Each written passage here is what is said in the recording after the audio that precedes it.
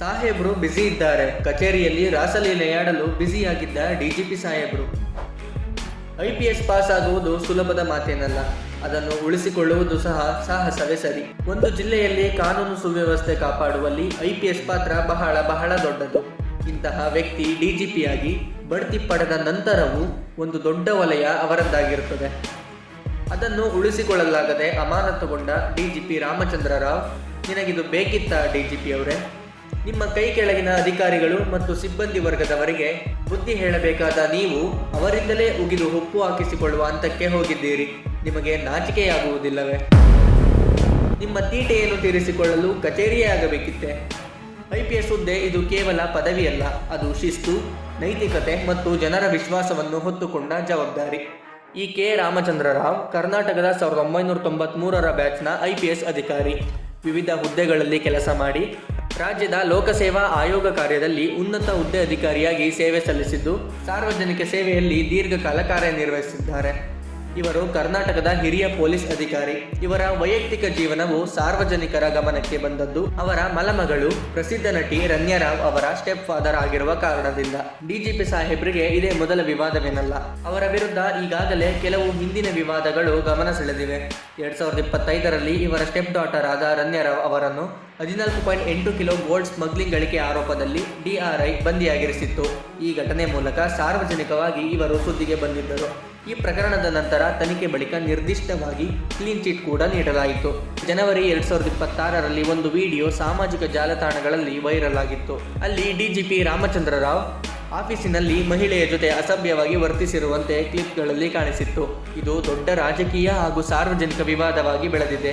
ಅವರು ಪೊಲೀಸ್ ವಸ್ತ್ರದಲ್ಲಿ ಮಹಿಳೆಯೊಬ್ಬರೊಂದಿಗೆ ಕಚೇರಿಯೊಳಗೆ ವೈಯಕ್ತಿಕ ಸಮೀಪ ಸಂಪರ್ಕ ಮಾಡಿರುವಂತೆ ಪ್ರತಿಬಿಂಬಿತವಾಗಿದೆ. ಇಲ್ಲಿ ಗಮನಕ್ಕೆ ತರುವ ವಿಷಯ ಎಂದರೆ ಈ ಕ್ಲಿಪ್ಗಳು ಬಲವಾಗಿ ಕ್ಯಾಮರಾ ಅಥವಾ ಮೊಬೈಲ್ನಿಂದ ತೆಗೆದಿರುವಂತೆ ಚಿತ್ರಿತವಾಗಿದೆ. ಈ ಪ್ರಕರಣದ ಬಗ್ಗೆ ಗಮನ ಹರಿಸಿ, ಎಷ್ಟೇ ಎತ್ತರದ ಅಧಿಕಾರಿಯಾಗಿದ್ದರೂ ಕಾನೂನಿಗಿಂತ ದೊಡ್ಡವರಲ್ಲ ಎಂದು ಮುಖ್ಯಮಂತ್ರಿ ಸಿದ್ದರಾಮಯ್ಯ ಅವರ ಬದ್ಧ ಪ್ರತಿಕ್ರಿಯೆಯಾಗಿದೆ. ನಾವು ಅದ್ರ ಬಗ್ಗೆ ವಿಚಾರಣೆ ಮಾಡಿಸ್ತೀವಿ. ನನಗೆ ಬೆಳಿಗ್ಗೆ ಗೊತ್ತಾಯ್ತು. ಆಮೇಲೆ ಅವ್ರ ಮೇಲೆ ಶಿಸ್ತಿನ ಕ್ರಮ ತಗೋತೀವಿ.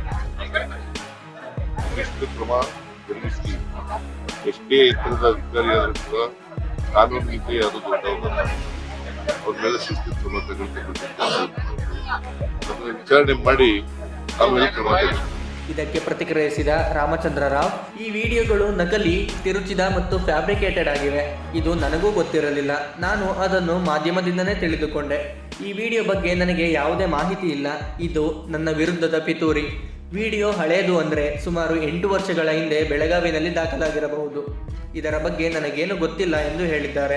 ವಿಪಕ್ಷಗಳು ಮತ್ತು ಸಾರ್ವಜನಿಕರು ಬಹಳ ಕಠಿಣವಾಗಿ ಪ್ರತಿಕ್ರಿಯಿಸಿದ್ದಾರೆ. ಕೆಲವರು ಪ್ಲಾಟ್ಫಾರ್ಮ್ಗಳಿಗೆ ಆಗಿರುವ ವಿಡಿಯೋ ಕಲ್ಪನೆ ಮತ್ತು ಮ್ಯಾನಿಪುಲೇಷನ್ ಬಗ್ಗೆ ಚರ್ಚೆ ಮಾಡಿ ಸಂಶಯ ವ್ಯಕ್ತಪಡಿಸಿದ್ದಾರೆ. ಖಂಡಿತವಾಗಿಯೂ ಆ ಮಹಿಳೆಯರು ನಿನ್ನನ್ನು ಒಪ್ಪಿಕೊಂಡವರಲ್ಲ. ನೀನೊಬ್ಬ ದೊಡ್ಡ ಅಧಿಕಾರಿ.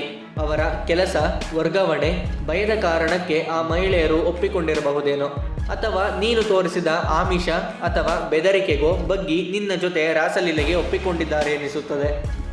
ಮಿಸ್ ಮಾಡ್ಕೋತಾ ಇದ್ದೆ. ಎಷ್ಟು ಸ್ವೀಟ್ ಆಗಿದೆ, ಪಾಲ್ಕಾವ ತಿಂದಂಗಿದೆ ಅಂತ ಅನ್ಸುತ್ತೆ. ಐಸ್ ಏನೋ ಹಂಗ ನೋಡ್ತೀವಿ ಗಟ್ಟಿಸಲು ಟಕ್ಕಂತ ಬಂದು ನಿಮ್ಮ ಮೇಲೆ ಬೀಳ್ಬೇಕನ್ಸು. ಮುದ್ದು ಮಾಡ್ತಾ ನಮ್ಮ ಕೈ ಮೇಲೆ ಕೂಡ್ಸ್ಕೊಂಡು ಕೂಡ್ಸ್ಕೊಂಡು ಮುದ್ದು ಮಾಡ್ತಾ ಅದೇ ಕೂಲ್ ಡ್ರಿಂಕ್ಸ್ ಕುಡಿಸ್ತಾ ಇರೋದು. ಈ ಹಿಂದೆ ನಿನ್ನ ಮಗಳಾದ ಸಿನಿಮಾ ನಟಿ ರನ್ಯಾ ರಾವ್ ವಿದೇಶದಿಂದ ಚಿನ್ನ ತರುವಾಗ ಸಿಕ್ಕಿ ಬಿದ್ದಿದ್ದಳು. ಇಂಥ ತಂದೆಗೆ ಇಂಥ ಮಗಳು ಹುಟ್ಟದೆ ಮತ್ತಿನ್ನೇನು. ಸಂಬಂಧ ಎನ್ನುವುದು ಶಾಶ್ವತವಾದದ್ದು. ನಿನ್ನಂಥವರು ಕಚೇರಿಯಲ್ಲಿ ಈ ರೀತಿ ಮಾಡುವಂಥದ್ದು ಎಷ್ಟು ಸರಿ? ಇದು ನಮಗೆ ಶಾಕಿಂಗ್. It's all fabricated. ಸುಳ್ಳು. ಇದು ಆ ವಿಡಿಯೋ ಎಲ್ಲ ಸುಳ್ಳು ಅಂತ ಅನ್ಕೊಂಡು ಇದ್ರ ಬಗ್ಗೆ ನಿಮಗೇನು ಐಡಿಯಾ? ಗೊತ್ತಿಲ್ಲ ಆಗಿದ್ರೆ ನನಗೆ ಗೊತ್ತಾಗಲ್ಲ. ಇದ್ರ ಬಗ್ಗೆ ತನಿಖೆ ಆಗ್ಬೇಕಂತೀರಾ? ತನಿಖೆ ಆಗಬೇಕು. ಅದು ಹಳೇದಂದ್ರೆ ಈಗ ಅದು 8 ವರ್ಷ ಹಿಂದೆ ಇದ್ದೇನೆ ನಾನು ಅಲ್ಲಿ ಬೆಲ್ಗಾಮ್ನಲ್ಲಿ.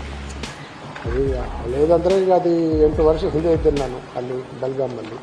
ಒಮ್ಮೆ ಮಾತನಾಡುತ್ತಾ ನಾನು ಈಗಲೇ ನೋಡಿದ್ದು ಅದು AI ಇಲ್ಲವೇ ಫ್ಯಾಬ್ರಿಕೇಟೆಡ್ ಆಗಿವೆ ಎಂದು ಹೇಳುತ್ತೀರಿ. ಇದರ ಬೆನ್ನಲ್ಲೇ ಅದು ನಿಜವಿದ್ದರೂ 8 ವರ್ಷದ ಹಳೆಯದು ಎನ್ನುತ್ತೀರಿ. ಹಾಗಿದ್ದರೆ ಒಪ್ಪಿಕೊಂಡಂತಾಯ್ತಲ್ಲವೇ DGP ಸಾಹೇಬ್ರೆ? ಅಮಾನತಿಗಿಂತ ಮುಂಚೆ ರಾಜೀನಾಮೆ ಕೊಟ್ಟಿದ್ರೆ ಸ್ವಲ್ಪ ಮರ್ಯಾದೆಯಾದರೂ ಉಳಿದುಕೊಳ್ಳುತ್ತಿತ್ತು. ಈಗಲೂ ಕಾಲ ಮಿಂಚಿಲ್ಲ ಡಿಜಿಪಿ ಸಾಹೇಬ್ರೆ, ರಾಜೀನಾಮೆ ಕೊಟ್ಟು ತಪ್ಪೊಪ್ಪಿಕೊಂಡು ನನಗೆ ಶಿಕ್ಷೆಯಾಗಲಿ ಎಂದು ಮನವಿ ಮಾಡಿಕೊಳ್ಳಿ. ಈಗ ಕಂಡಿದ್ದು 3 ಮಹಿಳೆಯರು. ನಿನ್ನ ಈ ರಾಸಲೀಲೆಗೆ, ನಿನ್ನ ಈ ಕಾಮಚೇಷ್ಟೆಗೆ ಇನ್ನೂ ಅದೆಷ್ಟು ಹೆಣ್ಣು ಮಕ್ಕಳು ಹಾಳಾಗಿದ್ದಾರೋ, ಅವರ ಕುಟುಂಬ ಎಷ್ಟು ನೊಂದಿದೆಯೋ, ಇದನ್ನೆಲ್ಲ ತುಂಬಿಕೊಡಲು ನಿಮ್ಮಿಂದ ಸಾಧ್ಯವೇ? ಸರ್ಕಾರಿ ಅಧಿಕಾರಿಯಾಗಿರುವಾಗ ಅಧಿಕಾರಿಗಳು ನೈತಿಕ ಮೌಲ್ಯಗಳನ್ನು ಕಟ್ಟುನಿಟ್ಟಾಗಿ ಪಾಲಿಸಬೇಕು. ಸರ್ಕಾರಿ ಕಾರ್ಯಾಲಯದಲ್ಲಿ ವೈಯಕ್ತಿಕ ಅಸಭ್ಯ ವರ್ತನೆಗಳು, ಆಡಳಿತ ಶಿಸ್ತು ಉಲ್ಲಂಘನೆ ಮಾಡುವುದು ಎಷ್ಟು ಸರಿ? ವೀಕ್ಷಕರೇ, ಇದಾಗಿತ್ತು ಡಿಜಿಪಿ ಕೆ ರಾಮಚಂದ್ರ ರಾವ್ ಅವರ ಜೀವನ ಮತ್ತು ಇತ್ತೀಚಿನ ದೊಡ್ಡ ವಿವಾದದ ಸಂಪೂರ್ಣ ವಿಡಿಯೋ. ನಿಮಗೆ ವಿಡಿಯೋ ಇಷ್ಟವಾದರೆ ಲೈಕ್ ಮಾಡಿ, ಶೇರ್ ಮಾಡಿ ಮತ್ತು ಚಾನಲ್ ಅನ್ನು ಸಬ್ಸ್ಕ್ರೈಬ್ ಮಾಡಿ. ನೋಡಿ, ಒಬ್ಬ ಮಹಿಳಾ ಮತ್ತು ಮಕ್ಕಳ ಕಲ್ಯಾಣ ಸಚಿವೆ ಆಗಿ ಹೇಳ್ತೀನಿ, ಏನಾದರೂ ಮಹಿಳೆಯರ ಮೇಲೆ ದೌರ್ಜನ್ಯ ಎಸಗಿದ್ರೆ, ಅವ್ರು ತಪ್ಪು ಮಾಡಿದ್ರೆ ಖಂಡಿತವಾಗ್ಲೂ ನಿರ್ದಾಕ್ಷಿಣ್ಯವಾಗಿ ಅವರೆಷ್ಟೇ ಇದ್ದಂಥ ಅಧಿಕಾರಿಗಳಿದ್ರು ಕೂಡ ಅವ್ರ ಮೇಲೆ ಕ್ರಮ ಆಗುತ್ತೆ. ಎಷ್ಟೇ ಎತ್ತರದ ಅಧಿಕಾರಿ ಆದ್ರೂ ಕೂಡ ಕಾನೂನಿಗಿಂತ ಯಾರು ದೊಡ್ಡವರಲ್ಲ.